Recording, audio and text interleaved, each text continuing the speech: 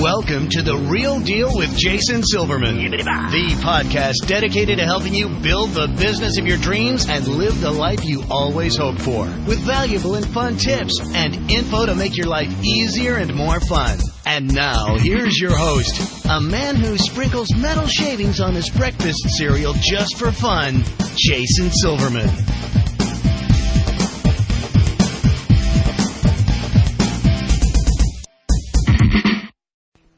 Hello, everybody, and welcome to The Real Deal with Jason Silverman. I'm your host, Jason Silverman, and I'm thrilled to share some time with you once again today. As you know, I'm always in the hunt for interesting as well as super smart or real deal guests, and I got to tell you, today's show is a grand slam home run. I want to introduce my listeners to somebody who's truly been there and done that, and I'm really excited to pick his brain for your benefit, as well as my own today. Now, for the folks who I work with in any of my coaching programs or through Powerful Words Character Development, All-Star Cheer Sites, or the Jason's Army Mastermind Group, you know how much I focus on having the right mindset, right? I got to tell you, folks, this show is going to help us to do just that. Today it's going to be my honor and privilege to share an amazing resource with you. You're going to love today's guest. He's got a ton of valuable information about what I consider to be really the cornerstone of success in growing your business and really growing yourself. As I'm sure you already know, I'm committed to helping business owners just like you to become more successful, enjoy your career more, and in general, make your life significantly more fun. We only get one ride on this merry-go-round, and we want to make sure it's one hell of a ride, right? Alrighty, boys and girls, it is now that time. I want you to stop surfing Facebook, put away your phone, your tablet, your dog, your cat, your spouse, your child, anything that might possibly distract you from today's show. You're about to get some great and immediately implementable information, and I don't want you to miss even a second of it. So, before we officially get going, let me give you a little bit of background about our special guest expert today. Gay Hendricks, PhD, has been a leader in the fields of relationship transformation and mind-body therapies for more than 45 years. After earning his PhD in counseling psychology from Stanford, Gay served as a professor of counseling psychology at the University of Colorado for 21 years. He's written more than 40 books, including bestsellers such as 5 Wishes, The Big Leap, and also Conscious Loving, and the new Conscious Loving Ever. In addition to his work with Hendricks Institute, has offered seminars worldwide and appeared on more than 500 radio and TV shows, including Oprah, CNN, and CNBC. Now, on a personal basis, anybody in my mastermind group or anybody who's been to any of my events knows I generally have a slide in almost every one of my presentations on one of the books that's changed my life. And actually, we're going to be meeting with the author of that book today. You know, we focus on The Big Leap and so much of what it is we do. And I got to tell you, this was a book that I picked up and couldn't put down. It's a quarterly read in my house. It's mandatory reading for everybody in my mastermind group and should be for everybody on this planet. Folks, you are about to get a unbelievable education from a fabulous human being. So it's my pleasure to welcome Dr. Hendricks to the show. Welcome to The Real Deal. I'm thrilled to have you today. Thank you very much, Jason. It's really good to be with you and your community. The pleasure is mine. You know, Dr. Hendricks, before we get started, for those who haven't had the opportunity and pleasure of meeting you or hearing you speak or reading any of your 8 bazillion books, do me a favor, take a second, share your story with our listeners. You know, what are you passionate about? What makes you tick? Who is Dr. Gay Hendricks? Well, thank you. Well, I had a lot of physical problems growing up. I was very obese when I was a baby, and then I was a very obese elementary student and a very obese high school student, and I was taken around to different medical people because everybody else in my family was thin and I was fat, and so there was something going on there with my hormone system. So I was taken around to different medical people, but I really didn't get the whole weight thing handled until I was 24 years old, and I had a moment of enlightenment where I realized that it wasn't just about what I ate or the amount of exercise. I had a vision of what was really down underneath all of that 300 pounds of accumulated fat.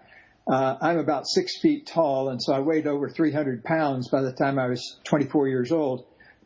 This morning I'm 180, so I'm in my perfect zone now for many years. But in those days, I was 140 pounds overweight.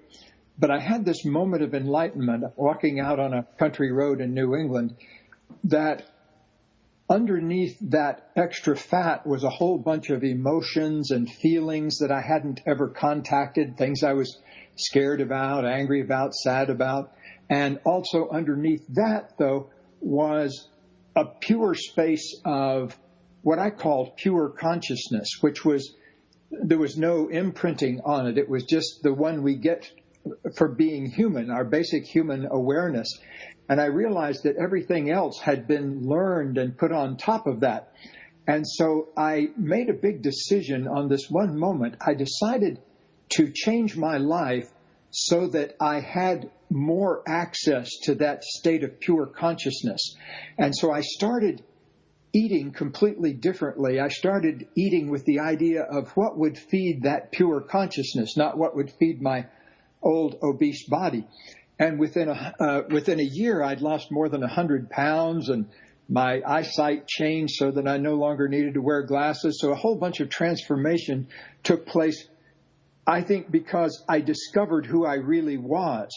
And so once I began to operate on who I really was and what I wanted in life, I found my way into a career in counseling psychology and ended up getting my PhD. And when I was getting my PhD at Stanford in the early 1970s, I had a moment that became important in later writing The Big Leap, because I was just setting up my new career. I was having the time of my life. I had my dream job. Everything was going perfectly. But I couldn't stop obsessively worrying. I worried about my little girl at the time, and my daughter, who was 5 or 6 years old at the time, and I worried about just about everything. And so I suddenly realized one day, oh, all of that worrying is actually a way of keeping me trapped inside where I am right now. What if I just made a commitment to expressing my full potential, and let me express my full potential and then regard any kind of worry as just an upper limit on that? And so that was my first little awareness of how the upper limit problem works, that when things are going well, we often, because of our old programming, tend to sabotage ourselves. And I began looking at that issue around with different people and different clients and in my own life. And I realized that it's something that happens to almost everybody. And so I gradually over my life applied it to several different areas. We certainly see it in my relationship with my wife. We just celebrated anniversary of our first meeting 37 years ago. So I've had 37 years of an incredibly wonderful marriage. And I noticed that in our marriage and in the marriages with the people we counsel, that they hit that upper limit also. Things will be going well for a while, and then they'll sabotage themselves. Same thing in business. I've worked with close to 1,000 executives and CEOs and managers and people in business over the past 40 years, and I found the same kind of thing happens. People will have some success, and then they'll find a way to sabotage themselves and put an upper limit on it. So I found a way of moving through the upper limit problem, and that's what the Big Leap is all about, is helping people apply a very systematic technology to themselves of moving through that upper limit so that they can express their full potential.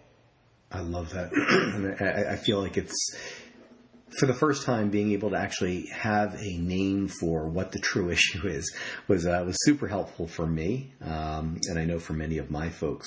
So you mentioned the Big Leap. As far as the key ideas that you're hoping when you wrote this, what would you say the biggest ideas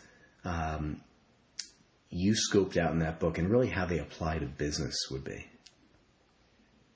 Well, there are really two big ideas in the book. One is the upper limit problem, and I'll give you more detail about how to spot that and how to deal with that in a moment. But the other issue that I look at very carefully in the Big Leap is what I call the zone of genius. As I worked with 800 or 900 of different executives, particularly in business, managers, entrepreneurs particularly, I noticed that each of them had in them what I began to call a zone of genius. And it's when they were doing what they loved to do, and when they were doing it in such a way that it was very time efficient. In other words, a little bit of it turned into a lot of money. And so you don't have to spend a lot of time in your zone of genius. I actually tell people to start with 10 minutes a day and work up from there. When I first caught on to this problem 30-some years ago, I realized I was spending about 10% of my time in my zone of genius and 90% of my time in my zone of competence, my zone of incompetence, and the zone of excellence, which is kind of one notch below the zone of genius. The zone of genius is incredibly important, Jason, because for every business person, you've got a sweet spot within you of where you're operating at your very highest level. And you may be only there 1% of the time, or 2%, or 15%. But what I have found is that you can gradually and systematically raise the amount of time you spend in your zone of genius until you're spending basically all of your time in your zone of genius or getting around from place to place to express it. So it took me a long time to work up from 10% of my time in my zone of genius up to 90% where I am now.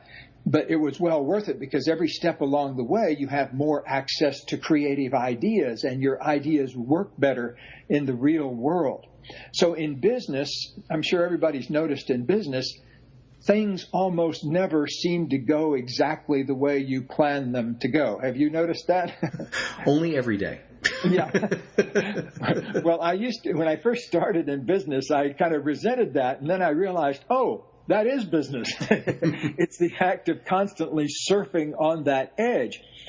But what I found, I had the great pleasure of, after my book, The Corporate Mystic, came out, and back in the 90s, I had the great pleasure of working with a number of CEOs around the world that did everything from run large chemical businesses to run airlines to run computer companies. I consulted with Michael Dell and his top executives down in Austin, Texas at Dell Computer for many years. And in the space of that experience working with those CEOs, I found that even people at the very top of their game still have elements of the upper limit problem in them. And so I began to really focus in on folks that were already doing okay. You know, they were doing pretty well. They already had some kind of business, but they didn't feel like they'd really optimized. They hadn't taken the lid off. And so I began to look at what were the actual issues underneath the upper limit problem. And one of them I found, Jason, that many business people have to confront is what I call the fear of outshining. In other words, it's the fear of doing really well and having people see you as doing well. And one thing that the problem is rooted basically in early family life, where maybe there's a family lack of self-esteem, or dad or mom has self-esteem issues, and so they don't encourage people to shine. In fact, they kind of encourage people to keep their heads down and stay down in the pack. And sometimes that even translates into larger cultural issues. Like I've done seminars in Sweden, and within an hour or two of being in Sweden, you'll encounter something that's called lagom, which is a word that they have, which is very powerful in Sweden. Lagom means don't get too ahead of everybody else. Don't fall behind. Don't get too ahead. Kind of stay right where everybody is. You're not going to make mistakes that way. If you get way out in front of everybody, you're going to screw up. People are going to laugh at you. You may do some good things, but you're going to be all alone out there. So keep your head down in the pack a little bit, kind of like not too much, not too little. So in Australia, they have exactly the same thing. If you do seminars down in Australia, you'll right away find out what they call the tall poppy syndrome, which is don't be the tall poppy. Don't stick out above all the other poppies, because the farmer will cut its cut it off first. And so, as you probably know, Australia was founded a lot by convicts, people who were brought there in chains 200 years ago to serve as a penal colony from England. And so a lot of them have that down in their cells, kind of that idea of keep your head down in the pack. Don't get yourself in too much trouble.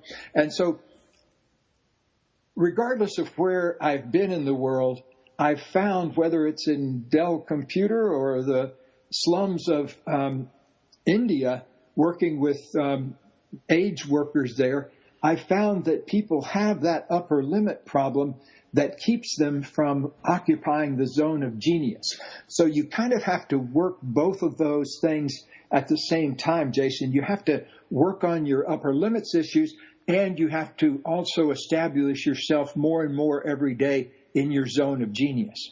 God, this is brilliant. So with you, one of the questions I get a lot, and then usually it's like, go back and reread the book. But one of the biggest questions I get is, all right, well, how do I know and how do I discover my zone of genius? And like, how do I really nail that down? Yes. Well, one thing, let me, if I may, I'd love to read you a passage from an email I got this week. One of the things about writing a book like The Big Leap or Conscious Loving, the book that my wife and I wrote about relationships, is we get the absolute most beautiful, what you might call fan mail, pretty much on a daily basis or weekly basis. So here's the latest one I got. A few years ago, my husband and I invited a semi-homeless teenage girl to live with us for the 5 months before she left for college. She had grown up in a household that often went without electricity, and she slept in a bed with many as 5 other people. Despite this background, she won several scholarships to a private college that cover 100% of her expenses. Just a few weeks ago, she returned to our home over Christmas before she was due to leave for a semester abroad. 48 hours before her flight, she suddenly became so ill we rushed her to an urgent care facility at 11 p.m. on New Year's Eve. So let me pause there, Jason, and just get the picture straight in everybody's mind. So here's this very talented girl from a very rough background who had done a lot in her life, but then she had this amazing opportunity to go on this trip to Spain. So she'd never been out of the country. This was the whole first time thing. So she was totally new ground. So now I want to go back to the letter again that her mother or her stepmother or her foster mother wrote. Then I had a conversation with my daughter that changed everything and reminded me of everything I had learned in The Big Leap. My daughter wanted to know, what are her exact symptoms? I said, just a scratchy throat at this point, but she can hardly get out of bed. The daughter said, that doesn't make any sense. And the mom said, oh my God, you're right. That doesn't make any sense. So she ran to the girl's room, flipped on the light that hadn't been on in days, and she said, I know you feel sick, but I think you're scared.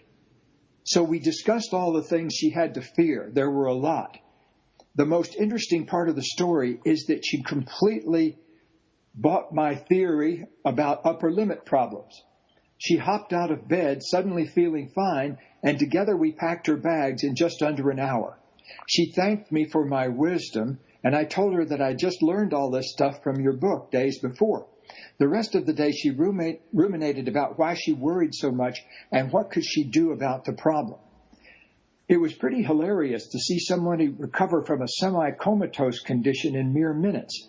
I'm happy to report that she has been in Spain for the last week and says all is well.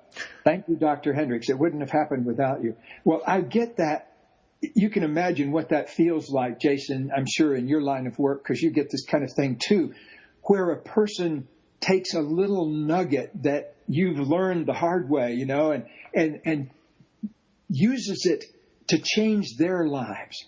I've gotten thousands of these over the years, but I never get tired of it. It's never a blasé thing for me because I dedicated my life to living on the front edges of enlightenment. And that's where I like to be with people. So when somebody sits down and takes 10 minutes to write a letter like that, it moves me in my heart. It's what I came here to do. And even though I've been doing it now for 45 years, I'm just as excited about it today as I was when I first caught on to this way back, decades ago.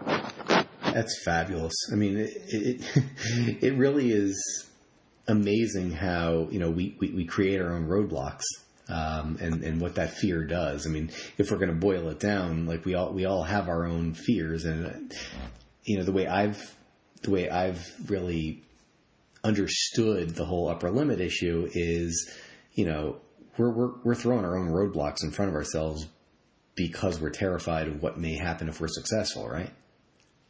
Yes, absolutely. We're afraid that, like, for example, with the fear of outshining, we're afraid that we'll get out there and shine and then make a mistake and it'll be worse. And then there's other fears too. Some of the other ones I discovered is that some people hold themselves back because of a comparative thing they're doing unconsciously in their mind. I think I mentioned in the book about a real estate guy that I worked with that had never made more than, I forget what the amount was, $140,000 a year or $100,000 or $200,000. There was some number. I can't remember. I'm not looking at the book right now, so I don't remember. But he had stalled out where he kept making this amount year after year. And I just asked him one question. I said, what is that about? What are you referring to when you cap that? And suddenly he realized that his father was also a real estate man and had never made more than that amount a year either. And the interesting thing was, I said, well, what if you go ahead and outshine your father? And then he said, well, my father would feel bad. And I said, well, let's check that out, because maybe he might be very proud of you for going beyond where he's gone. And so we actually had a telephone call with the father where I said, here's this thing that your son is struggling with right now, and let's the three of us talk about it. And it turned out that the father was kind of flabbergasted. He said, no, I'd like you to make double what I make. I'd like you to make triple what I make. That would be the greatest honor of me. And so the son had been kind of carrying this around as a secret, unconscious even to himself for a while. That's why I appreciate you bringing up this issue of how to spot the upper limit problem, Jason, because one very practical thing that every business person ought to do is notice very carefully any way you've sabotaged yourself, particularly 3 or more times. Like, do you sabotage yourself with a financial crisis? Or do you sabotage yourself with worry thoughts? Or here's a popular one. A lot of people will have a breakthrough on the business front. They'll make more money or have a big promotion or have a big win, and then suddenly things will fall apart in their home life. One of the children will act out, or you'll argue with your partner, or I've seen, I don't know how many hundreds of examples of the spillover between business life and home life. And that's the reason I don't think you really need to make much of a distinction when you talk about the upper limit problem, whether it's working in business or whether it's at home, because oftentimes the two refer off of each other. And so I advise people, everyone that comes to our seminars, I advise them to make looking for instances of self-sabotage a daily activity. Keep a notebook of it. Notice when you sabotage your diet. Do you start off in the day eating well, and then at 3 o'clock in the afternoon you feel sluggish, so you pop a candy bar in? So just notice little things like that, because as you begin to notice them, you'll see patterns. Like some of my clients have said that they use an upper limit problem they call the Friday night fights, where they'll have a big win all week in work, and then they'll come home and start a fight or get involved in a fight with their spouse or partner on Friday night. And so you really have to take on looking for the upper limit problem as a kind of a daily force of your life, and keep a notebook on it, keep a schedule. The other thing that I recommend everybody do, Jason, is no matter whether you're the CEO of a Fortune 500 company or you're the CEO of a corner laundromat, it's actually the same process. Get yourself 10 minutes a day to start with where you go in a room by yourself, no phone, no nothing, and just sit there and meditate and think about what is your true genius. What do you really want to be doing? What do you most love to do? That if you did it all day long, you would just be in paradise all day long. And I want you to start thinking about that for 10 minutes and start doing that zone of genius for at least 10 minutes a day.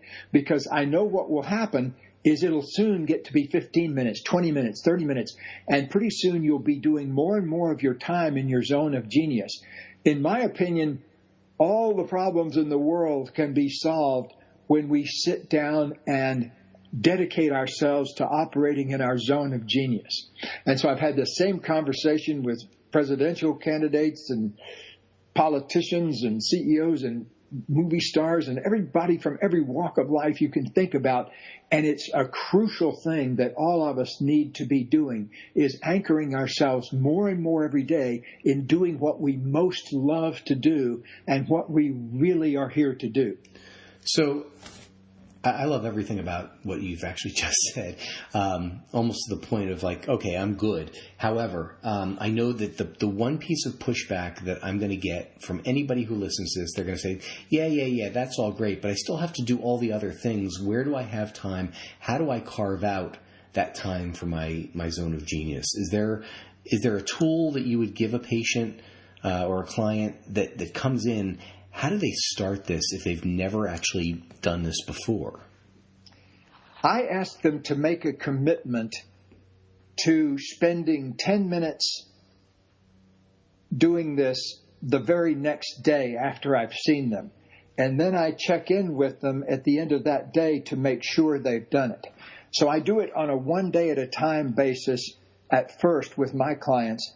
And I ask them to send me an email at the end of the day to tell me what happened during their 10 minutes inquiry into their zone of genius. And with some people, the force of habit is very strong. So if you've been operating underneath your zone of genius, if you've been operating in your zone of incompetence or your zone of competence or even in your zone of excellence for a while, that's a kind of a tough thing to get out of. It's you need to make a sincere, dedicated commitment to it, and you need to follow through on that commitment for several days in a row before it gets established. So I found that most people, that after 3 days, it begins to feel more natural to spend time in your zone of genius, and it begins to catch on. But I would say for the first 3 days, dedicate 10 minutes to it, and then get an accountability thing going with a friend of yours or a counselor or a coach or someone where they will check and say, okay, what happened during your 10 minutes today? Where was it in your schedule? And I ask people to put it in their schedule. 3:20 to 3:30 tomorrow afternoon is your zone of genius time. And you just go in a room by yourself, and if nothing else, you ask yourself, what is my genius?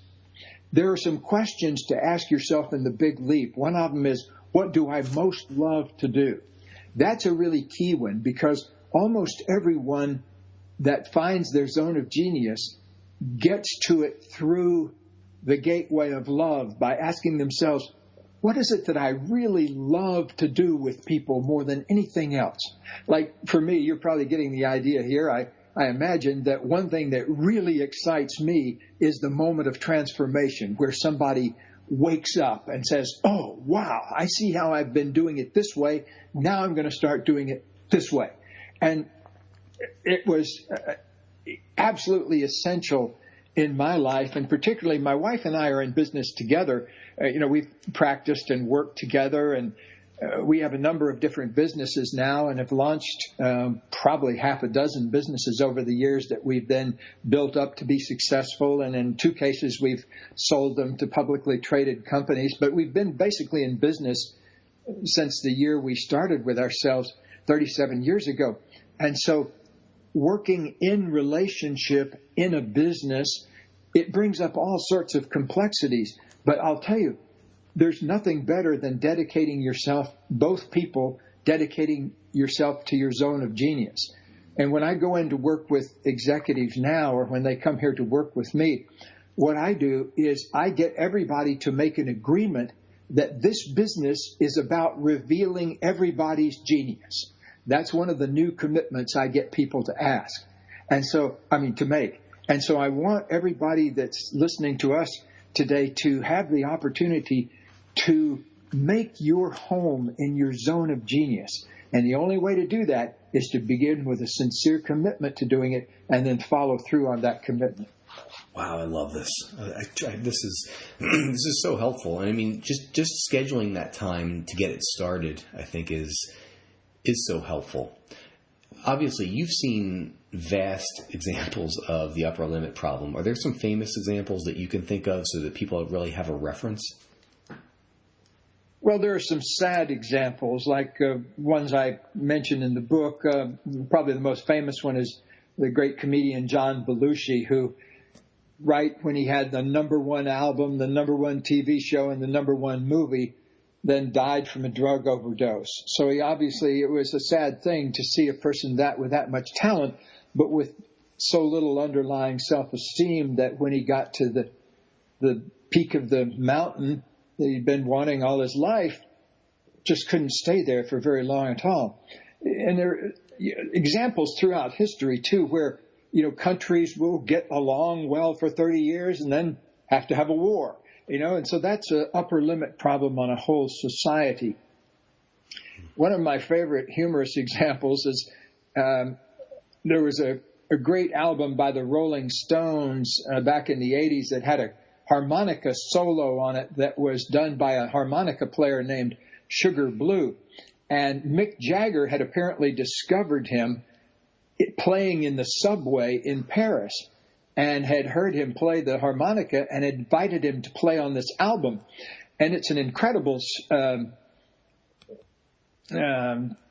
harmonica solo. It's on the Rolling Stones song, I believe, is called Miss You. But what happened was Mick Jagger and Keith Richards invited Sugar Blue to play in the concert that they were doing, the live concert. So here with this guy's opportunity was to go all the way from the subway to playing in the big concert hall in Paris with the Rolling Stones. Unfortunately, when he tried to get in backstage, he was carrying a joint in his pocket, marijuana in his pocket, and the gate guard busted him and wouldn't let him go into the backstage area, so he couldn't get on to play his solo with the Rolling Stones. So fortunately, though, later, I guess he recovered from it and was able to do an album as his own and that kind of thing. But it always strikes me as pretty much the biggest upper limit problem of all time, to have the opportunity to go from playing for nickels and dimes in the subway to playing with the Stones and then not getting it because you forgot you were carrying a joint in your pocket. That's amazing. That's truly amazing. Are there steps that we can take to transcend this upper limit problem? Because clearly, if you're alive, you've got it.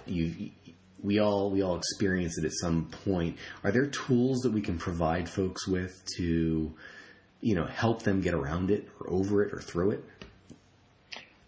One thing to do, you probably saw this in The Big Leap.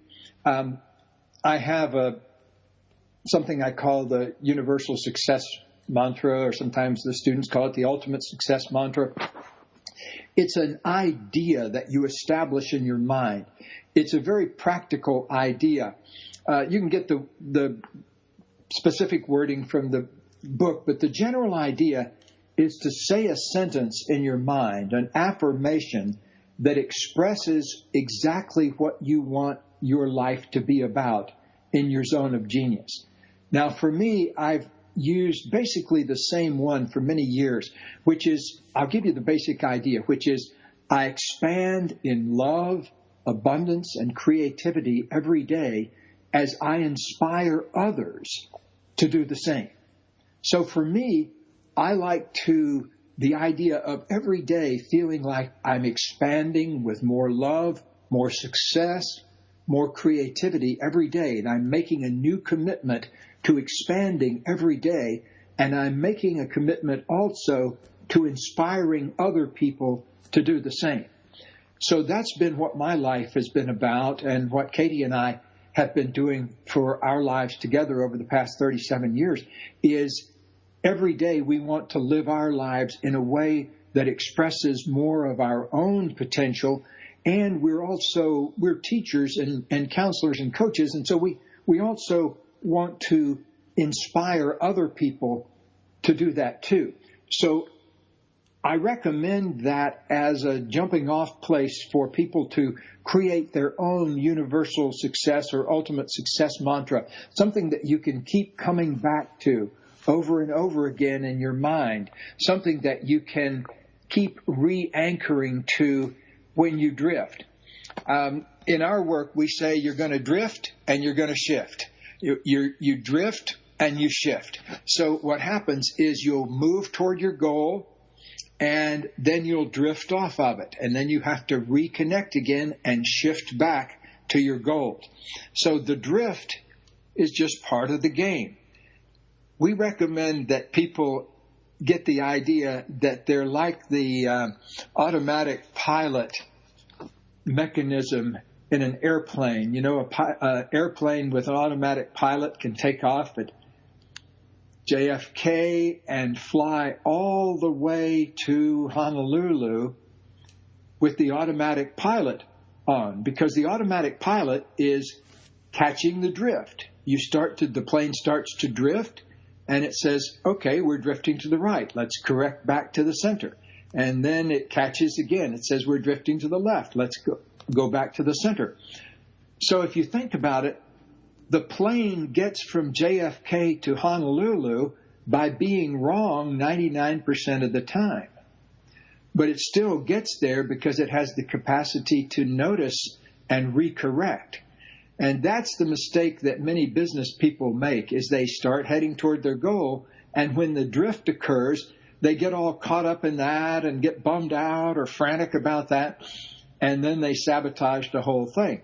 So you just have to learn the whole process of catching the drift and shifting back to your goal again. So that's the way it is in business. You get there by being wrong most of the time, but if you keep your principles and your goals in mind, you can always recorrect and get back to center.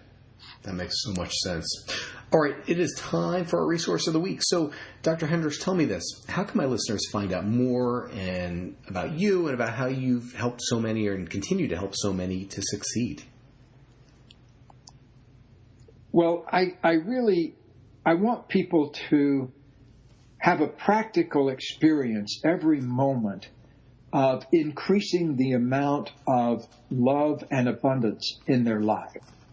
And so what you have to do is notice any place in your life where you're limiting your love or limiting your abundance, and study those very carefully and find out what it is you really want in those areas.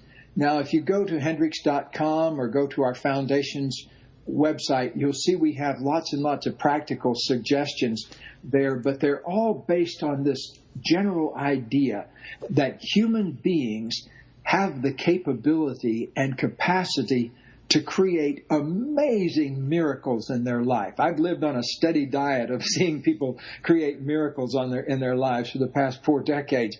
But I'm always amazed at the way human beings, like I came from a place of weighing 320 pounds and working at a job I hated and being in a relationship I was unhappy in and having a car I didn't like, in a very few years, created a completely different life just by making one little decision after the other that was deciding to go for my future rather than go for my past.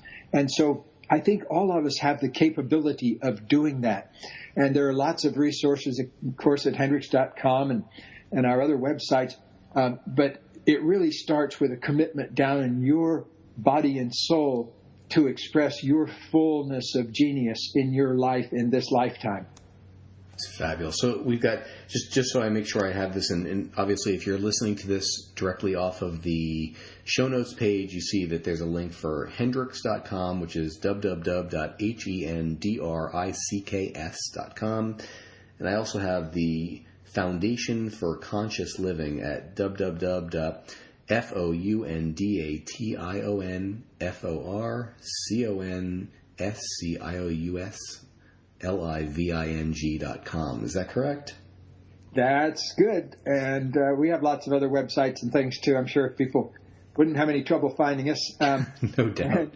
And it should be, and I've said this numerous times with folks, if you've not read The Big Leap and actually scheduled it on a quarterly basis to be part of your inspirational, motivational, instructional life lessons, you're missing out.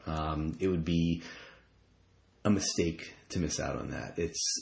I know what it's done for me. I know what it's done for so many folks that I have the luxury of working with. So it is it's really, I feel like it's an instructional on life. So get out there. You've got to go digest that book immediately, if not sooner.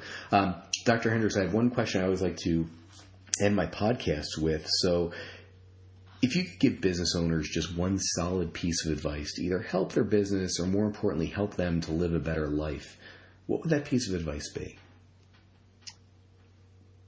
Today, sometime, take 10 seconds or 10 minutes and ask yourself, what is it about my business that I most love? What is it about it I most love to do? And orient yourself to spending more time doing that. Because if there are two people in a business, there are two different zones of genius. If there are three people in a business, there are three zones of genius. If each person anchors themselves in their zone of genius and spends more time doing what they most love to do, you feel more excited about getting up and going to work every day and feel happier when you go to bed at night about the positive results you've created. This is great. This is, folks, you've gotten quite an education today. I know I certainly have.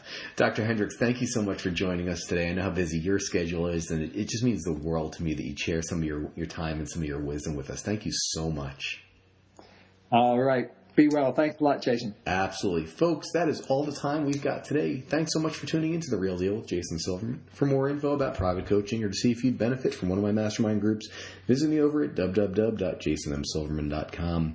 I look forward to helping you achieve the success that you truly deserve. Until next time, let me leave you with this. Get out there and be the real deal. Set a goal, make a plan, work like hell towards it, and achieve the success that's waiting for you. Now's the time. Get out there and make it happen. This has been Jason Silverman, and I hope you have a spectacular week. You've been listening to The Real Deal with Jason Silverman. To access the great resources mentioned in the show and for information on coaching and mastermind group opportunities with Jason, please visit jasonmsilverman.com.